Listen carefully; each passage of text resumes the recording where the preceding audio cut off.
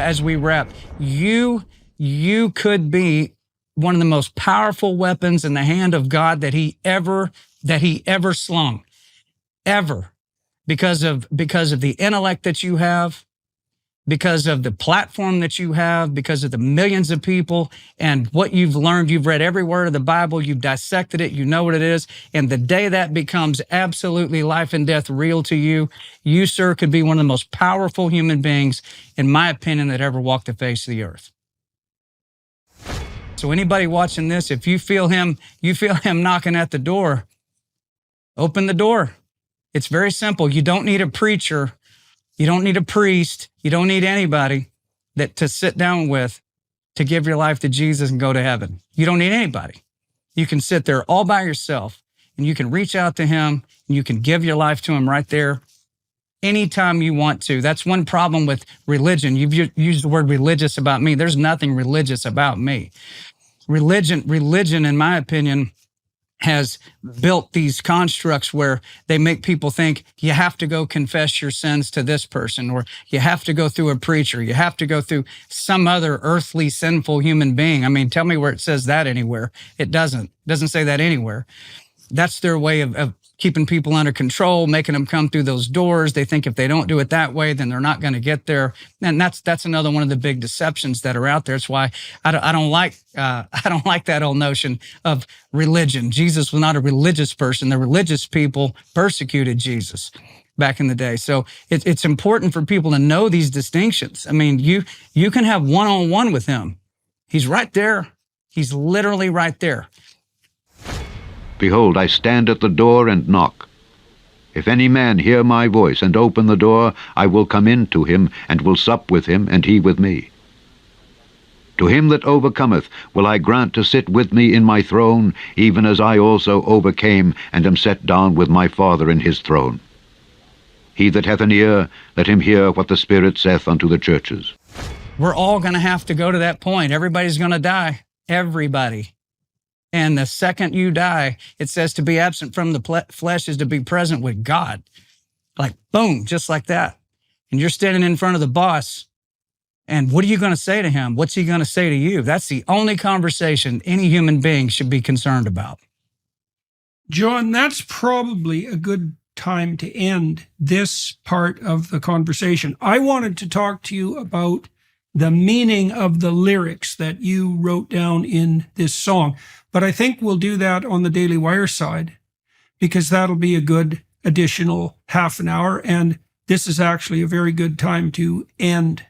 And so I guess what I would say in closing to what you said is that obviously you have a specific idea about what constitutes faith and your faith, and you use the metaphor of the driver to lay that forward. And that seems to me to be a very good representation of what constitutes faith, because it does come down to, let's say, who you invite in to take charge. Mm-hmm.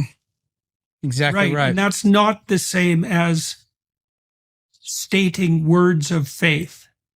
Right. Correct. So that's the whole that's point. A good thing. Doctor, that's the whole point. Yeah. You said the whole point right there. Do you know what a Tennessee walking horse is? No. What's a Tennessee walking horse? Go look that up after we get through talking. So a Tennessee walking horse is a big, powerful black horse. And they start these horses off when they're colts, and they put these really heavy weights on their front 2 feet. And they make those horses walk with those for years and years and years and years, even when they're adults. But when they want the Tennessee walking horse to do what the Tennessee walking horse is known for, they take the weights off the feet of the horse and they get up and they spruce the horse up, and the Tennessee walking horse walks like this. And their front feet are just going up and down. And it's one of the most impressive things you've ever seen. And it's because they finally took the shackles off that horse. And that horse is like, look at me now. And the rest of the time, the horse is like, man, I wish somebody'd get this weight off my feet. I'm not doing what I'm capable of doing. Please get these off. And then they do. I think it's possibly somewhat cruel, honestly, to do that to those horses. But the same thing would be how I felt, is that, yeah, I could still, just like the horse, I could still walk, I could still run. You're just weighed down with it. And so the second you break away from that and the chains and the shackles are broken, now you're free. You almost don't know what to do with it for a little while because you're not used to being able to do what you want to do and say what you want to say without somebody trying to restrain you. And so what that does on the creative side, and being a musician, you know this. Can you imagine what that does? I mean, once you finally figure out, I can write a song like Revelation if I want to. Like if that's something that hits me hard, I can write that and I can actually put that out. Yes, you can actually do that. And so, you got to know this, that when you go look at Jesus Christ and what he talked a lot about freedom.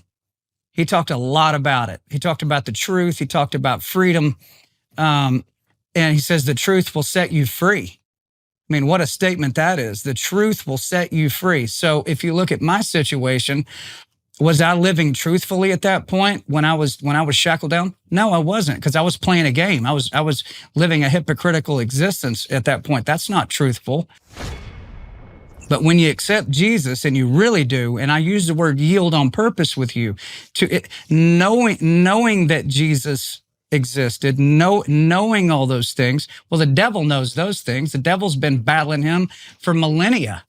You think he's going to heaven? I don't think so. Knowing it is one thing, but yielding your will, turning yourself over, turning over all authority to him, as it refers to it in the New Testament, is basically being a bondservant to him. Like you become his property at that point, where your will no longer matters. What your aspirations are do not matter. If you get to that point, that's what an actual saved person is. I'm curious about how you know the difference between your will and what should be done, right? What's the prayer? To do the Father's will on earth as it is in heaven. That's different than pursuing your own short-term interests, but that doesn't mean, you can be deluded about that. So how do you know? How do you test your own motivation to determine whether what you're doing is truthful or just another snare of deception? Well, see, I think one place with respect that I think you are wrong on this subject and that you miss it is that you think human beings have the capability to decide between left, right, truth, lie, all these things that are going on. And we're just not capable of it. I'll put it to you this way. I am not looking at the real Jordan Peterson. I'm looking at what Jordan Peterson lives in for a while. You're not looking at John Rich. I just live in this thing for a while.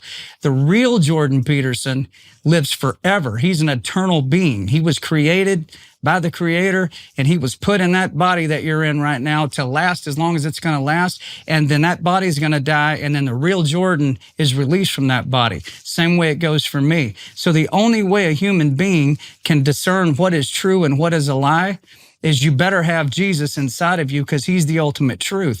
So when things come at you that are lies, which is every single day, including lies you might tell yourself or make yourself think something that's not true, have a notion about something and it seems really strong, you ask him, is that true? Like, am I thinking about this right? And you pray about it and you go, if this is wrong, man, don't let me do that. Put me in the right spot, even though it seems totally obvious that I should do this in my own eyes. And he will. But the only way that works is if you have yielded to him, turned over the entire control to him, become a bondservant to him. He's the ultimate truth. If a lie comes into contact with the ultimate truth, which one is more powerful at that point? Is the truth more powerful than the lie? Of course it is. It's the ultimate power, is the real truth. So if you've got the real truth living in you, which is not something you have on your own, we're inherently evil, doctor. We are born into sin. Repentance is, let's say I'm driving down the road and I look over there on the side of the highway and there's Jesus Christ standing there on the side of the highway and he needs a ride. And I go, that's Jesus standing on the side of the highway. So you pull over and you roll down the window and you go, hey, Jesus, come on in. You need a ride? And instead of him getting in on the passenger side, he walks around to your window, knocks on the window and says, scoot over.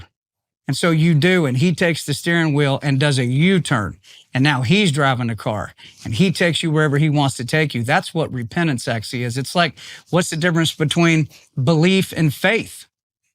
You know, you're sitting in a chair right now. I'm sitting in a chair right now. The only reason we're sitting in these chairs is because, first of all, we walked up to the chairs and we looked at them and we believed those chairs would hold us up. Looked like a pretty good chair, pretty strong chair. I believe that chair will hold me up. But until we sat down in the chairs that we're sitting in right now, we didn't have faith that the chair would hold us up. That's the difference. A lot of people in the world believe in Jesus. They believe he's real. They believe he existed. They read the Bible and they go, okay, yeah, I mean, I believe that. But so does the devil. So does every demon that ever existed. They all believe in Jesus. Do they have faith in Jesus? Now, that's a totally different question. Do they lean on him? Do they rest on him? Do they give their own security up? The only way you can discern what a lie is to put it up against the actual truth. When you put it up against the actual truth, it's obviously a lie at that point. And Jesus Christ said, I am the way, the truth, and the life, and no man comes to the Father except by me. He said that. So there you go. So if you really want to know what the truth is, you got to bang those lies up against him. There's a lot of people that get in these comfortable positions, and I think that the churches in America are largely to blame for it, that they will not preach what I would call the hard parts of the Bible. They will not preach the parts that prick the hearts of the people that are sitting in those pews. They won't say the things to step away from that industry. At the time seemed like a terrible thing. But what I've realized, especially with a song like Revelation, is that if I still had a record deal, if I was still answering to a big company, this song would have never been heard by anyone. They would have taken this song, shoved it off on a shelf and said, okay, cool song, John. What else you got? They would have never promoted this. So I don't have that physical machine behind me, but I do have a spiritual machine behind me. And I did what he told me to do. He gave me the song. He told me to make it as great as I could. I did that. Then he said, blast it out there. So I did that. So at that point, I said, all right, what's on you now? do what you will. You're my booking agent and you're my marketing director. So I have at it, boss. And next thing I know, doctor, this thing has got millions and millions of views. Tucker Carlson is calling. I'm going on his show, did his show. People like yourself start reaching out and going, hey, let's talk about this for a minute. And then online, it's unbelievable what has happened with this. I'm going to sit here and rant and rail against the system and how bad it is. But then I'm going to shut my mouth and put on my gear and walk down the red carpet with these people and go in here and do what they're telling me to do. So at that point, I said, so my integrity is for sale. And my freedom of speech apparently is for sale. It has a price tag because that's the game I'm playing right now. And when my boys got old enough where I realized they saw what I was doing, it hit me really hard, man. I mean, really hard, because if it's this bad for me, what's it going to be like for my boys when they grow up and leave? They're going to run right into the buzzsaw, and their blueprint is, well, how did dad handle it? Well, dad just rolled over and kept taking the paychecks, what dad did. So I guess that's the right way to do it. I said, yeah, we're not going to let that happen. So we broke away from that system, broke away from the record labels, the publishing companies, and all those levers of power that exist over music. Now, because of that, I've never had another hit song at country radio. I've never had another song that, blew up like that, like some of our big career songs.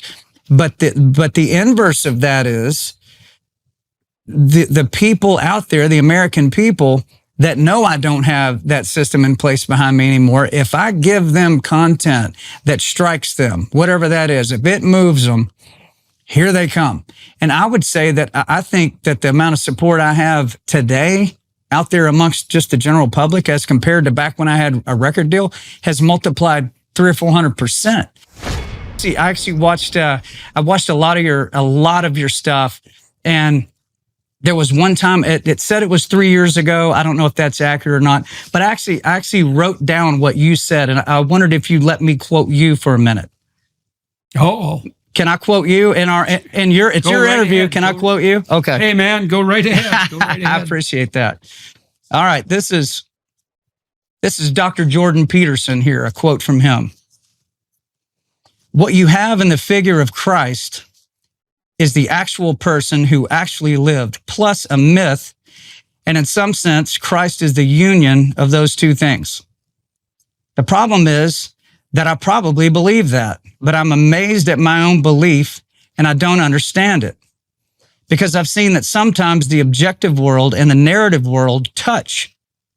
That's union synchronicity, and I've seen that many times in my own life. And so in some sense, I believe it's undeniable. You know, we have a narrative sense of the world. For me, that's been the world of morality. That's the world that tells us how to act. It's real. We treat it like it's real. It's not the objective world. But sometimes the narrative and the objective world touch. And the ultimate example of that in principle is supposed to be Christ. And that seems to me oddly plausible. But I still don't know what to make of it, partly because it's too terrifying of a reality to fully believe. I don't know what would even happen to you if you fully believed it. Mm-hmm. Yeah. So what struck me about that when I heard you say that was the terrified part. Because to me, I would think it'd be the greatest thing in the world if Jesus is who the Bible says he is. If that is true, then you should go running straight to him because he controls heaven and hell. He created the universe. He's the Alpha, the Omega. He is the way, the truth, and the life. He's every answer you ever wanted to have. Every answer to every question. He is the ultimate. He loves you more than anybody will ever love you. He created you. You are his creation. The last thing he wants to see happen to you is for you to go and follow the other way and wind up in eternity separated from him. So I know it's your interview, but I wanted to ask you, what terrifies you about the notion that Jesus might be who the Bible actually says he is? Well, it's been, as you pointed out, a number of years since I said those things, and I know more and understand more than I did when I said those words. I've reconceptualized my perspective, I suppose, or deepened it, partly as a consequence of writing these new books, because I have 3 books finished, and one of them is coming out soon, and they're all analysis of the biblical narratives. This is something we can talk about in relationship to what happened to you after you decided to leave the confines of the safe confines, let's say, of the music industry. See, I started to understand in the story of Abraham, for example, God comes to Abraham as the voice of adventure, right? Because Abraham is an old man by the time God shows up, and he's living in comfort, and he has everything you might need if all you wanted to be is a satiated infant. And God is really what calls Abraham out into the world. And he has the whole catastrophic adventure of his life, right? He encounters famine and totalitarianism and war and malevolence and the destruction of cities and the necessity to offer up even his own son. I mean, Abraham's life is quite the spectacular catastrophe. And that, what would you say, the religious injunction, the deepest religious injunction, is to have exactly that catastrophe of adventure. And there's no real limit to that. And that's part of what's terrifying. You know, you said that if the terror wasn't there, that holy terror in a sense, you wouldn't have had any compunctions about giving up your contractual relationships and the financial stability and the fame that offered, right? You already had that. There's a terror in letting that go, let's say, and only doing what would you say, what you're commanded to do or what you're invited to do by the Spirit of the truth. But the payoff is an adventure that's so disproportionately greater than whatever you would have gained by staying with your, what would you say, your hedonistic comfort, that they're not even in the same universe. Right. And it's the kind of terror. So, you know, when God casts Adam and Eve out of the garden, or when they separate themselves from God, God puts a sword to bar the way back to the eternal garden, and the sword is on fire and it turns every which way. And what that means is that it's a sword that cuts and burns away everything that isn't worthy of being in the kingdom of heaven. And everything that's not worthy is a lot. And there's a terror in being subjected to that, even though it's a necessary subjugation. It's the most necessary of subjugations. And so what's the bigger gamble, though? I mean, what's the bigger terror? He is the Alpha and the Omega. He holds the keys to life and death, to heaven and hell. If he is that person, would you ever turn your life over to him? If you truly believed he was, would you turn your life over to him? Well, if you truly believed that, turning your life over to him under those conditions would be exactly the same as believing it. Belief isn't, as you already pointed out, belief isn't a set of statements about what you believe to be true. It's a way of living. Well, but I'm asking, already outlined what that way of living is. Well, but I'm asking you as just as one of the most, I would say one of the smartest guys in the world, one of the most intellectual people alive today. It's why people watch you. Someone like yourself, if you became absolutely convinced, yes, that's real. Wow. It is terrifying. It is terrible. But you said, if you told him, I am turning my life over to you, do what you will with me, and you really did that, if you were willing to do that, I already did that. What a situation! Long time ago. You did? I did that a long time ago. Yeah. So how is it that I know the truth sets you free? Yeah, I understand. So in your life, it's not the doctor calling the shots. Not when I'm oriented properly. What orients you? Holy terror. Look, I'm trying to say the things that I believe serve the truth. And I have reason for that, because I know what the alternative is. The alternative's bleak, bleaker than you can imagine. And so step carefully. That's my presumption. And hope and pray that you're careful enough to walk the straight, narrow path. But it's impossible. You can't do that. I can't do it. You can't do it. Oh, I understand. You know? I understand what you mean. I don't take any issue with what you've said. Yeah. No, I don't think you do. And I'm not trying to have an issue. I'm just No, I understand. I've studied what you've been saying, and I know you look at the Bible. It seems, at least, very metaphorically and very intellectually, you look at it in those kinds of terms. And at the end of the day, it's not a metaphor and it's not intellectualism. Like when you die and you see him, what's he going to say to you? What are you going to say to him?